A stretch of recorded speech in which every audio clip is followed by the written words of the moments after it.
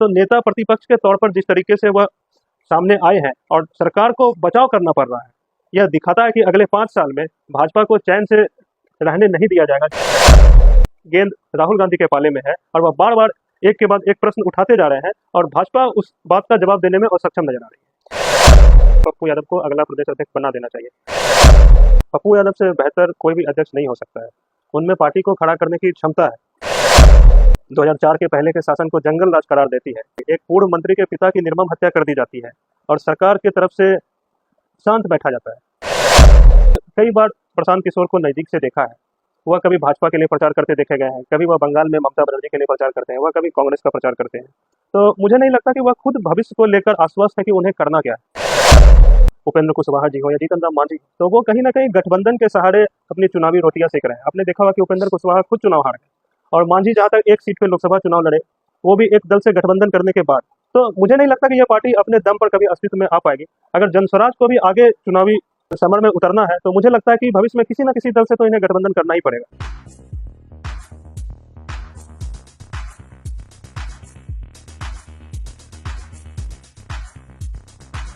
नमस्कार, मैं हूं पवन कुमार चौधरी। आप देख रहे हैं स्टार ब्लू न्यूज। चैनल पर पहली बार आए तो चैनल को अभी सब्सक्राइब करें, वीडियो को लाइक करें और अधिक से अधिक शेयर करें। आज हमारे साथ स्टूडियो में मौजूद है बिहार प्रदेश कांग्रेस कमेटी सोशल मीडिया प्रकोष्ठ के प्रदेश महासचिव रविशंकर यादव जी। रविशंकर जी, आपका हमारे स्टूडियो में बहुत बहुत स्वागत है। रविशंकर जी, जिस तरह से बिहार में इन दिनों माहौल देखा जा रहा है कि कहीं न कहीं विपक्ष से कमजोर होता दिख रहा है। जहां तक केंद्र की बात कर रहे हैं तो केंद्र में लगातार 2024 लोकसभा चुनाव के बाद से जो Rahul Gandhi full attacking mode में आ चुके हैं और जिसके कारण कि राहुल गांधी को डिफेंड करने के लिए एक तरफ प्रधानमंत्री से लेकर गृह मंत्री होते हुए पूरी मंत्रियों की फहरिस्त खड़ी हो जाती है और उसके बचाव में कहीं ना कहीं, सरकार के बचाव में कहीं ना कहीं लोकसभा अध्यक्ष ओम बिरला तक को भी उतरना पड़ता। तो क्या माना जाए, राहुल गांधी जिसके बारे में कहीं ना कहीं राजनीतिक रूप से अपरिपक्व माना जाता था और 2024 लोकसभा चुनाव के बाद से 100 सीटों से भी कम सीटों पर सिमटने के बावजूद राहुल गांधी में ऐसा क्या बदलाव आया है जो पूरी तरह से सरकार के ऊपर हावी दिख रहा है? देखिए, जहाँ तक मेरा मानना है, राहुल गांधी को कमतर आंकने की कोशिश भाजपा कर रही थी, ऐसा बिल्कुल है नहीं। जिस तरीके से उन्होंने भारत जोड़ो यात्रा में पूरे देश में पैदल मार्च किया, करीब 4000 किलोमीटर पैदल चले, एक एक लोगों से मिले, उनकी समस्याओं को सुना और उसी तरीके से आप देख रहे होंगे लोकसभा चुनाव के बाद भी लगातार वो एक्टिव रह रहे हैं। वह कई जगह का दौरा कर रहे हैं। अभी हाल फिलहाल में वो सुल्तानपुर गए थे, वहाँ से लौटते हुए के समय उन्होंने एक मोची से मुलाकात की, उनकी समस्याओं को जाना और दूसरे ही दिन उस मोची के पास एक जूता सिलाई के लिए उन्होंने एक मशीन भिजवाई। तो नेता प्रतिपक्ष के तौर पर जिस तरीके से वह सामने आए हैं और सरकार को बचाव करना पड़ रहा है, यह दिखाता है कि अगले 5 साल में भाजपा को चैन से रहने नहीं दिया जाएगा। जिस तरीके से पिछले 10 साल में उसने एक तरफा शासन किया और अभी तक मैं समझता था कि सवाल पूछने का हक विपक्ष का होता है और उसका जवाब देना सत्ता पक्ष का काम होता है। लेकिन पिछले 10 वर्षों में आपने देखा होगा कि सरकार अपनी जिम्मेदारी से भागते रही और उल्टा सवाल विपक्ष से पूछते रही। लेकिन इस लोकसभा चुनाव के बाद से वापस से गेंद राहुल गांधी के पाले में है और वह बार बार एक के बाद एक प्रश्न उठाते जा रहे हैं और भाजपा उस बात का जवाब देने में असक्षम नजर आ रही है। अब जहां तक कि केंद्र की बात करें, कांग्रेस के केंद्रीय कमेटी की बात करें तो कहीं ना कहीं अब राहुल गांधी ने पूरा नेतृत्व अपने हाथों में ले लिया है।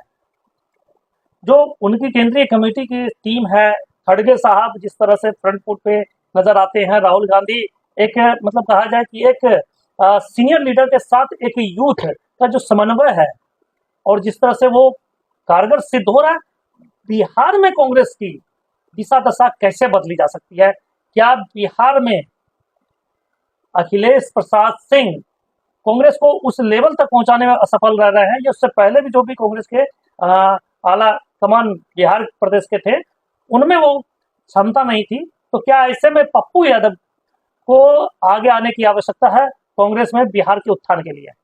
देखिए, हमारा अगर निजी तौर पर मुझसे ये सवाल पूछा जाएगा तो मेरा तो यह मानना है कि पप्पू यादव को अगला प्रदेश अध्यक्ष बना देना चाहिए। लेकिन कांग्रेस में कोई भी डिसीजन सीडब्ल्यूसी करती है, एक मीटिंग होती है और जब तक आला कमान का फैसला नहीं आएगा तो इसका जवाब देना जल्दबाजी होगी। मुझे लगता है कि अभी हमारे अध्यक्ष अखिलेश सिंह जी हैं और हमें उनके ही नेतृत्व में आगे बढ़ना है। जब पार्टी आला कमान किसी दूसरे अध्यक्ष पर विचार करती है तो निसंदेह हम उसका स्वागत करेंगे। नहीं, जिस तरह से उत्तर प्रदेश में राहुल गांधी और ने जिस तरह से मेहनत किया, प्रियंका गांधी ने मेहनत किया, तो बिहार में भी उस कदर कांग्रेस को मजबूती देने के लिए एक, क्योंकि बिहार में भी आपने देखा होगा कि राहुल गांधी के जो पदयात्रा हुए, उन्होंने जो भी यात्राएं की और जो भी सभाएं की, उसका कहीं ना कहीं असर पड़ा है। यही कारण है कि कांग्रेस जहां राजद 4 सीट जीती तो कांग्रेस भी 3 सीट निकाल पाने में सफल रही। तो ऐसे में क्या माना जाए कि कांग्रेस में जो संजीवनी उस पदयात्रा के माध्यम से राहुल गांधी ने दी थी, जिस तरह से उत्तर प्रदेश में राहुल गांधी और प्रियंका गांधी ने लगातार मेहनत करके लोकसभा चुनाव में एक सम्मानजनक सीट दिलाने में सफलता हासिल की थी। और बिहार की बात करें तो बिहार में भी जो राहुल गांधी का 2-2 पद यात्रा हुआ, चाहे वो सीमांचल के क्षेत्र में हो, चाहे वो गया और आसपास के क्षेत्र में हो, तो कहीं ना कहीं इन दोनों ही क्षेत्रों को मिलाकर जो राहुल गांधी का जहां जहां पद यात्रा हुआ तो ओवरऑल 3 सीटें कांग्रेस को मिली। और जो पाटलिपुत्रा लोकसभा क्षेत्र में मीसा भारती के समर्थन में राहुल गांधी आए, तो पाटलिपुत्रा जहां से 2 बार से मीसा भारती हार रही थी, वहां से मीसा भारती को जीत सुनिश्चित कराने में कहीं ना कहीं राहुल गांधी का एक महत्वपूर्ण योगदान देखा गया। तो ऐसे में क्या माना जाए कि राहुल गांधी जिस तरह से एनर्जेटिक है, क्या बिहार में भी यूपी के तर्ज पर एक ऐसे एनर्जेटिक नेता की आवश्यकता है जो कि यूपी के तर्ज पर बिहार में भी कांग्रेस को एक संजीवनी देने का काम कर सकती है। तो ऐसे में कौन सा ऐसा चेहरा नजर आता है? क्या पप्पू यादव उसमें सटीक बैठते हैं, या कोई अंशुल अभिजीत की बात करें वो भी युवा है, या कौन ऐसा चेहरा राहुल गांधी के टीम में कदम से कदम बढ़ाकर मिलाकर उछल सकता है बिहार में? अगर अभी के परिप्रेक्ष्य में बात की जाए तो अभी के परिप्रेक्ष्य में पप्पू यादव से बेहतर कोई भी अध्यक्ष नहीं हो सकता है। उनमें पार्टी को खड़ा करने की क्षमता है, जैसा कि उन्होंने निर्दलीय लड़कर और चुनाव जीत कर भी साबित किया है। और आपने देखा होगा कि लगातार वह भी सदन में सरकार से सवाल पूछ रहे हैं। आपने देखा होगा कि पिछले दिनों मुकेश सहनी जी के पिता की हत्या हुई। यह इस सरकार की बहुत बड़ी असफलता है, जो कि बिहार सरकार बार बार 2004 के पहले के शासन को जंगल राज करार देती है। आपने देखा होगा कि इसमें जनता की बात छोड़िए, एक पूर्व मंत्री के पिता की निर्मम हत्या कर दी जाती है और सरकार की तरफ से शांत बैठा जाता है। और आपने उस समय देखा होगा कि पप्पू यादव स्वयं मुकेश सहनी के यहाँ दूसरे ही दिन जाते हैं। तो उनसे ज़्यादा एक्टिव नेता तो अभी मुझे विपक्ष में कोई दिख नहीं रहा है। तो अगर भविष्य में कांग्रेस पप्पू जी को प्रदेश अध्यक्ष बनाती है तो इससे बेहतर कोई बात हो नहीं सकती। एक महत्वपूर्ण सवाल और भी पैदा होता है कि बिहार के परिप्रेक्ष्य में बात किया जाए तो 90 के दशक में कहीं ना कहीं कांग्रेस के सामने जो चुनौतियां थी वो जनता दल, जो कि आज वर्तमान में राष्ट्रीय जनता दल का स्वरूप ले चुकी है, और जनता दल का दूसरा हिस्सा जो कि जदयू का स्वरूप ले चुकी है, तो कहीं ना कहीं जनता दल और भारतीय जनता पार्टी एक बड़ी चुनौती उस समय बनकर आई थी। और अब कहीं ना कहीं कांग्रेस के सामने एक तरफ भारतीय जनता पार्टी, दूसरी तरफ जनता दल यूनाइटेड, तो अब तीसरी तरफ कहीं ना कहीं आप देख सकते हैं कि प्रशांत किशोर की जो नई पार्टी आ रही है जनसुराज, वो भी एक बड़ी चुनौती इंडिया गठबंधन के लिए भी बहुत बड़ी चुनौती बनकर आ रहे हैं। तो ऐसे में जनसुराज यानी कि प्रशांत किशोर से निपटने के लिए भी क्या अब राहुल गांधी को बिहार के परिप्रेक्ष्य में एक नई रणनीति तैयार करनी होगी? मुझे नहीं लगता कि जनसुराज कुछ खास चैलेंजिंग हमारे दल के लिए कर पाएगी, क्योंकि मैंने कई बार प्रशांत किशोर को नज़दीक से देखा है। वह कभी भाजपा के लिए प्रचार करते देखे गए हैं, कभी वह बंगाल में ममता बनर्जी के लिए प्रचार करते हैं, वह कभी कांग्रेस का प्रचार करते हैं। तो मुझे नहीं लगता कि वह खुद भविष्य को लेकर आश्वस्त है कि उन्हें करना क्या है। वह कभी चुनावी रणनीतिकार बनते हैं और अभी देख रहे हैं कि अभी जनसुराज नाम से उन्होंने पार्टी बनाने की घोषणा की है। तो मैं इस बात को गंभीरता से नहीं लेता हूँ। बिहार में पहले भी कई लोग पार्टी बनाने की कोशिश कर चुके हैं। आपने 2-3 वर्ष पूर्व देखा होगा कि फ्लूडल्स नाम से एक पार्टी आई थी, जिसके नेतृत्वकर्ता पुष्पम प्रिया चौधरी थे, उसका भी हाइप बनाने की कोशिश इसी तरीके से बिहार में की गई थी। आपने देखा होगा कि जदयू से निष्कासित एक बड़े नेता जो कि राष्ट्रीय अध्यक्ष भी रह चुके थे, आरसीपी सिंह, वो भी एक पार्टी बनाए थे। बिहार में उसकी भी चर्चा शुरू हो गई थी, लेकिन अंततोगत्वा वह लास्ट में भाजपा ज्वाइन कर गए। तो ऐसी पार्टी बनाने का रिवाज बिहार में चलता रहा है, उससे हमारी पार्टी या हमारे गठबंधन के सेहत को कुछ खास असर नहीं पड़ने वाला है। आपने 2-3 नाम गिनाए, लेकिन 2-3 नाम ऐसे भी है जो अभी अस्तित्व में है, चाहे वो मुकेश सहनी की बात कर लें, वीआईपी पार्टी, और चाहे जीतन राम मांझी की बात कर ले तो हिंदुस्तानी अवाम मोर्चा, और उपेंद्र कुशवाहा की बात करें तो राष्ट्रीय लोक मंच जो अभी वर्तमान में, उससे पहले रालोसपा के वो अध्यक्ष हुआ करते थे। तो मतलब कहीं ना कहीं इन लोगों ने भी पार्टियां बनाई और अस्तित्व में है ये पार्टियां। तो कहीं ना कहीं ये पार्टियां आज कहीं ना कहीं इंडिया गठबंधन को चुनौती दे रही है। तो ऐसे में प्रशांत किशोर को कमतर आंकना क्या लगता नहीं है कि कांग्रेस इस तरह से प्रशांत किशोर को कमतर आंक के, क्योंकि वो चुनावी रणनीतिकार रह चुके हैं, उनको कमतर आंकना तो क्या कांग्रेस के लिए घातक साबित हो सकता है भविष्य में? जी बिल्कुल नहीं। जैसे आपने 2-3 दलों का नाम मुझे याद दिलाया, उपेंद्र कुशवाहा जी हो या जीतन राम मांझी, तो वो कहीं ना कहीं गठबंधन के सहारे अपनी चुनावी रोटियां सेक रहे हैं। आपने देखा होगा कि उपेंद्र कुशवाहा खुद चुनाव हार गए, और मांझी जहां तक एक सीट पे लोकसभा चुनाव लड़े, वो भी एक दल से गठबंधन करने के बाद। तो मुझे नहीं लगता कि यह पार्टी अपने दम पर कभी अस्तित्व में आ पाएगी। अगर जनस्वराज को भी आगे चुनावी समर में उतरना है, तो मुझे लगता है कि भविष्य में किसी न किसी दल से तो इन्हें गठबंधन करना ही पड़ेगा। जन सुराज की बात आपने कहा है, तो जनक सुराज, आपने भी इस बात का जिक्र किया, तो कभी वो उन्होंने भाजपा का भी चुनाव प्रचार किया, उसके रणनीतिकार रहे हैं। कांग्रेस के भी कई राज्यों में चुनाव प्रशांत किशोर ने संपन्न कराने में, रणनीतियां बनाने, कांग्रेस के लिए भी रणनीतियां बनाने में उन्होंने अपना योगदान दिया। यहाँ तक कि टीएमसी के लिए बंगाल में उन्होंने रणनीति बनाई। तो इस तरह से कई राज्यों में और हर पार्टियों के साथ उनको काम करने का अनुभव है। और हर पार्टियों का जो कहा जाए कि एक पॉजिटिव पक्ष और एक निगेटिव पक्ष, दोनों पक्ष उसके पास कहीं ना कहीं पता है उनको। और ऐसे में जब चुनावी रणनीतिकार है, तो उनको जब सामने वाले की कमजोरी पता है, तो वैसे में तो उस पर तो पूरी तरह से हावी हो सकते हैं। तो कांग्रेस को इसके लिए क्या करना चाहिए, आने वाले भविष्य में क्या करेगी? देखिए, चुनाव लड़वाना और चुनाव लड़ना दोनों में आसमान जमीन का फर्क होता है। अभी तक प्रशांत किशोर चुनाव लड़वा रहे थे, और कुछ राज्यों में उन्हें उनकी रणनीति को हार का भी सामना करना पड़ा है। जैसे कांग्रेस के लिए ही उन्होंने उत्तर प्रदेश में अखिलेश यादव से गठबंधन कराया था 2017 में, शायद आपको याद होगा। और उन्होंने ही एक खाट महासभा नाम से एक नई योजना चलवाई थी, जो कि पूरे तरीके से विफल साबित हुई। तो यह कह देना कि प्रशांत किशोर का हर योजना सफल हो जाता है, इससे मैं सहमत नहीं हूँ। और आपने एक और बात का जिक्र किया कि प्रशांत किशोर हर पार्टी के अंदरूनी बात को जानते हैं। जी बिल्कुल नहीं। पार्टी चुनाव जीतने के लिए उनके साथ आती है, और रणनीतिकार का काम होता है कि पार्टी को चुनाव कैसे लड़ा जाए उस पर विमर्श करना। अंदरूनी बात पार्टी के इंटरनल मेंबर को सिर्फ पता होती है। आपने देखा होगा कि कांग्रेस में भी उनके शामिल होने की बात हुई थी। वह एआईसीसी गए थे, राहुल गांधी जी से स्वयं मिले थे, फिर उन्होंने बाद में नकार दिया था। वह कुछ दिन के लिए जदयू भी ज्वाइन किए थे। तो पहले भी उन्होंने नेता बनने के प्रयास किया था, जिसमें वह असफल रहे। मुझे लगता है कि जनस्वराज भी इसी तरीके से असफल साबित होगा।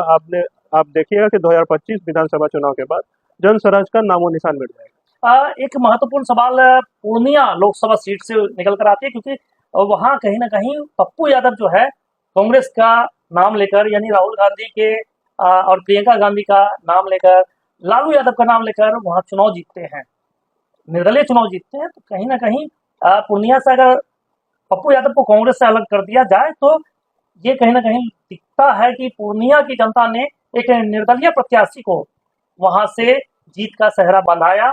और उस पूर्णिया में ही जो अगला विधानसभा उपचुनाव हुआ, पूर्णिया जिला के रुपौली विधानसभा क्षेत्र में भी, वहां भी एक निर्दलीय प्रत्याशी को जनता ने अपना मैंडेट दिया। तो उसके बाद से, इन दोनों ही चुनावों के बाद से पूरे बिहार में एक नई जो बहस छिड़ चुकी है, वो है कि जनता तीसरे विकल्प की तलाश कर रही है। क्या वाकई बिहार की जनता अब दोनों ही प्रमुख गठबंधन, चाहे इंडिया गठबंधन हो चाहे एनडीए गठबंधन हो, दोनों ही गठबंधन से उठकर अब तीसरे विकल्प की तलाश कर रही है? नहीं, आप किसी एक जिले या एक लोकसभा में जीत या हार देखकर यह नहीं कह सकते कि कोई तीसरा दल उभर कर सामने आ रहा है। कुछ दिन पहले लोकसभा चुनाव के पहले में भी तीसरे मोर्चे की बात उठकर सामने आ रही थी, लेकिन अंततोगत्वा इंडिया गठबंधन और एनडीए गठबंधन के बीच ही चुनाव हुआ। हाँ, यह बात ज़रूर होता है कि कुछ प्रत्याशियों की वजह से वहाँ की जनता असहमत होती है और उन्हें लगता है कि यह मेरे पार्टी जिस पार्टी का वो वोट बैंक है, उससे ज़रूर सहमत होती है। पर जो वहाँ के पार्टी के द्वारा उतारे गए उम्मीदवार होते हैं, उनसे वो नाखुश होते हैं, जिनकी वजह से एक तीसरे उम्मीदवार को एज मिलता है, जैसे कि काराकाट में हुआ। आपने देखा होगा कि पवन सिंह के ही उतरने के कारण शायद उपेंद्र कुशवाहा को हार मिली, वरना सभी लोग मान के चल रहे थे कि उपेंद्र कुशवाहा कहीं ना कहीं जीत जाएंगे। तो कभी कभी पार्टी से अलग देखकर भी जनता कभी कभी उम्मीदवार से नाखुश होती है, जिसकी वजह से तीसरे उम्मीदवार जीतते हैं। इससे यह कहना बहुत जल्दबाजी होगी कि जन स्वराज का भविष्य बिहार में दिखाई देने लगा है। अभी हमें 1 से 1.5 साल का इंतजार करना होगा, आगामी विधानसभा चुनाव का इंतजार करना होगा, उसके नतीजे क्या आते हैं उसके बाद ही हम देख पाएंगे कि जन स्वराज का बिहार में क्या भविष्य है। एक महत्वपूर्ण सवाल ये भी उठता है कि प्रशांत किशोर जातीय जो आधारित राजनीति है, उसका कहीं ना कहीं जोर शोर से इसके खिलाफ आवाज बुलंद कर रहे हैं और दावा कर रहे हैं कि हमारी पार्टी किसी जाति विशेष पर आधारित नहीं होगी और हमारी पार्टी में सभी जातियों को उसकी जनसंख्या के आधार पर उसको भागीदारी मिलेगी। और जो उन्होंने ऐलान किया है कि उसकी पार्टी के जो अध्यक्ष होंगे, उसके लिए जो उन्होंने पैमाना तय किया है कि 5 भागों में जातीय आधारित 5 भागों में बांटकर और हर साल एक अध्यक्ष का जो रोटेशन है जातीय आधारित करने की बात कर रहे हैं। तो ऐसे में क्या माना जाए कि ये जातीय कार्ड प्रशांत किशोर द्वारा खेला जाने के बाद जो बिहार की अन्य पार्टियों की राजनीतिक और जातीय आधारित राजनीति है, उसको कहीं ना कहीं आघात पहुंचाएगी। एक तरफ तो प्रशांत किशोर जी कहते हैं कि वह जातिगत राजनीति नहीं करना चाहते हैं, तो मुझे उनके बातों में ही विरोधाभास नजर आता है। अगर वो जातिगत राजनीति नहीं करना चाहते हैं तो वो इस बात को क्यों उठा रहे हैं कि अगले 5 साल में वो अलग अलग जाति से 5 प्रदेश अध्यक्ष बनाने जा रहे हैं। उन्हें मुद्दों की राजनीति करनी चाहिए थी। उन्होंने बिहार में किस चीज़ की संभावना है, विपक्ष या सरकार कहाँ पे गलती कर रहे हैं, उससे बात उठाना चाहिए था। लेकिन वो तो खुद जाति की बात कर रहे हैं। जैसे ही वो ये बात करते हैं कि हम अलग अलग जाति से अलग अलग अध्यक्ष बनाएंगे, वही जातिवाद का बात सामने आ जा रहा है। तो जातिवाद से अलग हटकर प्रशांत किशोर जी भी राजनीति नहीं कर रहे हैं। ये कहीं ना कहीं से जनता को सिर्फ बड़गलाने का प्रयास हो रहा है। आखिरी सवाल, आगामी 2025 विधानसभा चुनाव से पहले क्या कांग्रेस पूरी तरह से अपने नए स्वरूप में नजर आएगी? बिल्कुल। जहाँ तक संभावना जताई जा रही है और कांग्रेस के इंटरनल स्रोत बताते हैं कि अगले 6 से 7 महीने में शायद प्रदेश अध्यक्ष चेंज हो जाए और पप्पू यादव नए अध्यक्ष बनकर आए। और इस बार देखिएगा कि 2025 के विधानसभा चुनाव में इंडिया गठबंधन मजबूती से चुनाव लड़ेगी और जिस तरीके से लोकसभा में इंडिया गठबंधन ने प्रदर्शन किया है, उससे कहीं और बेहतर प्रदर्शन करने की संभावना इस बार की है। बहुत बहुत धन्यवाद। ये थे बिहार प्रदेश कांग्रेस कमेटी सोशल मीडिया प्रकोष्ठ के प्रदेश महासचिव रविशंकर यादव जी, जिन्होंने स्पष्ट रूप से कहा कि प्रशांत किशोर की पार्टी जनसुराज इंडिया गठबंधन के लिए कोई चुनौती नहीं है।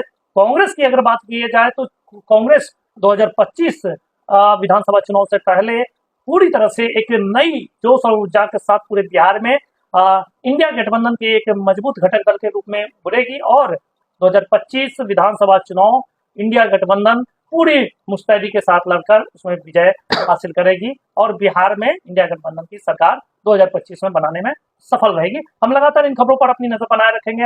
आप बने रहे हमारे साथ, देखते रहे स्टार ब्लू न्यूज। चैनल पर पहली बार आए तो चैनल को अभी सब्सक्राइब करें, वीडियो को लाइक करें और अधिक से अधिक शेयर करें।